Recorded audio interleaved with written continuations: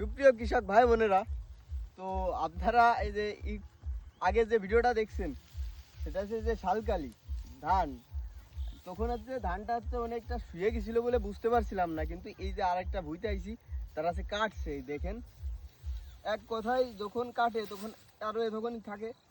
তো ধান যদি এই সাইজ হয় তাহলে যাদের এই যে পানি, নর্মালি পানি এতটুক থাকলেও আপনার এই ধান হবে, আপনারা বুঝতেই পারতেছেন।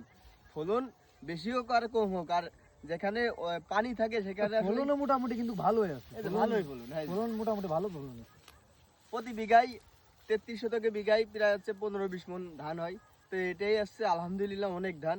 তো যাদের মোটে একেবারে ইনারা বলে সার ওষুধ কিছুই দেয় না, যাদের জমি বৃষ্টিতে আর কি একবার অনেক নিচু জায়গা, তারা এটা নিয়ে চাষ করতে হ্যাঁ, পারে না।